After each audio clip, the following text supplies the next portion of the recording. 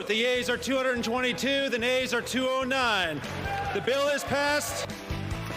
They needed 218 votes. So after an historic 6-week government shutdown, the House finally passed a bill to reopen the government. A look at what it does and what it doesn't do.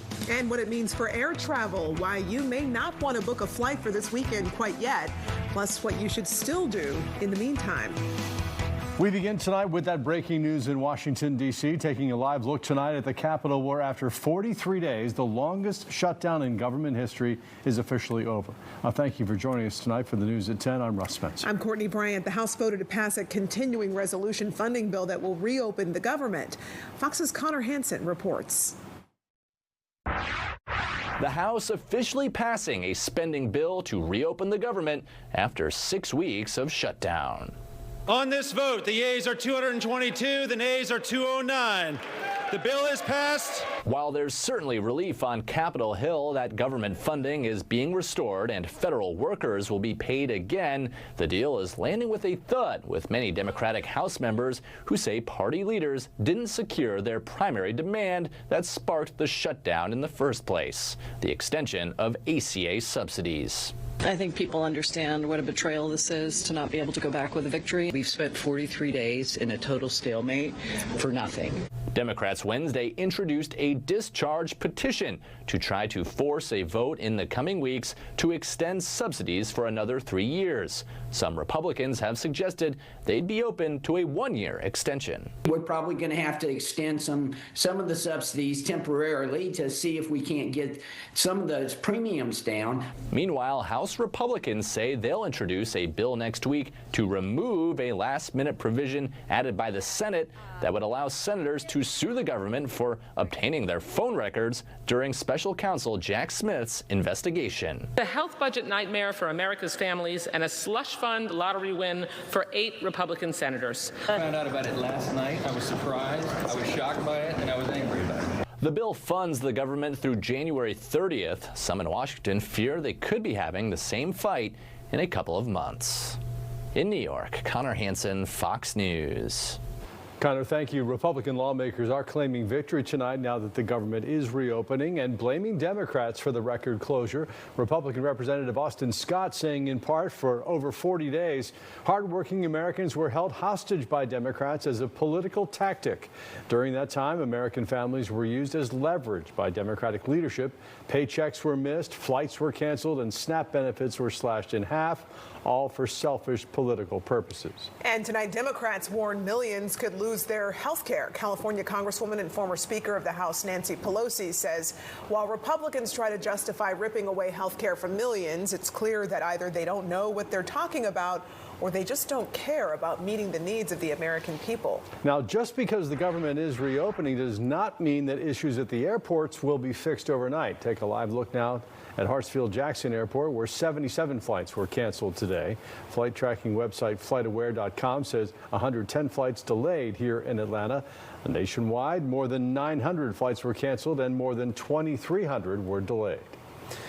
Well, there could be clearer skies ahead for frustrated air travelers. The U.S. Transportation Department says fewer air traffic controllers are calling out from work. And the number of cancellations and delays have dropped significantly at the airports. Fox 5's Christopher King spoke with passengers and an expert and joins us live at Hartsfield-Jackson. Christopher? Courtney, Russ, far fewer delays and cancellations and an end to the shutdown. All of that is good news for air travel. However, the transportation chief says things could still get worse before they get better. A former airline pilot tells us things could get back to normal by Thanksgiving. Passengers we spoke with hope that's the case. Travel's been great.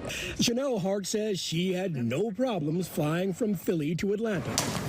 No delays at all. The FAA last week ordered airlines to cut their flights at some of the nation's busiest airports due to air traffic controllers calling out during the shutdown. The mandate has forced air carriers to cancel more than 10,000 flights since last week. Hart was one of the lucky travelers. No issues. Congress voted to end the shutdown. A lot more air traffic controllers are coming in. Transportation Secretary Sean Duffy on Tuesday said fewer air traffic controllers controllers called out during the past few days. I think our air traffic controllers are seeing an end to the shutdown and feel more hopeful, and they're coming into their facilities. Still, Duffy has warned air travel could get worse as Thanksgiving approaches. The recovery should be relatively quick, most of it in a few days, and certainly in a week. We should be back to 100%. Kit Darby is president of KitDarby.com Aviation Consulting and a former pilot for United. We should be in good shape for Thanksgiving. Darby says air travel can get back on schedule soon after the government reopens. We know where they're at. We can reposition airplanes, pilots, flight attendants as needed. The system should get back very quickly to where we were before the shutdown. I feel frustrated. Sheree Berkowitz hopes so. Her initial flight to Orlando canceled.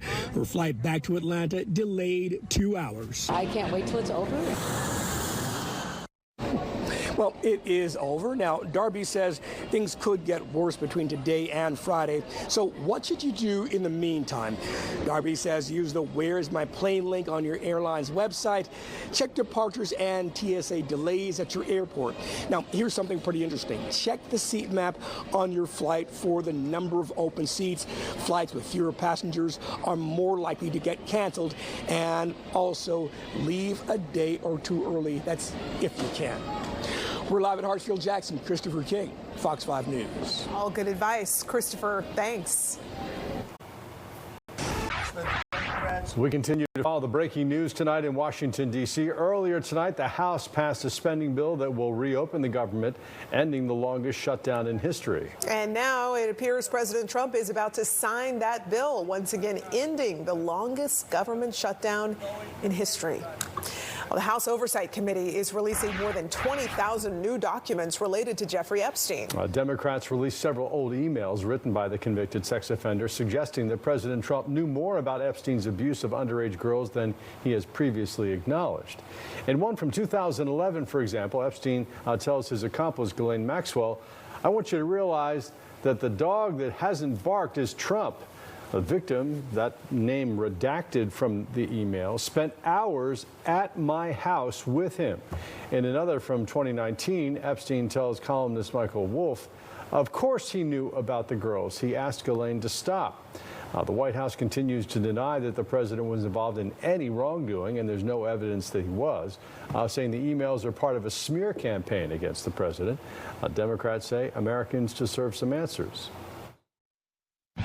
It is not a coincidence that the Democrats leaked these emails to the fake news this morning ahead of Republicans reopening the government. He campaigned on releasing all the Epstein files, obsessed about it. His vice president obsessed about it. And now the White House is involved in a massive cover-up, and we want to know why won't they release the files. Of course, there's nothing fake about Epstein's conviction on sex offenses. Lawmakers now a step closer to that, with Democratic Congresswoman Adelita Grijalva officially sworn in. She is the final signature needed on a discharge petition, that will force a vote on a bill compelling the Justice Department to release everything it has on Epstein. That vote is expected early next month.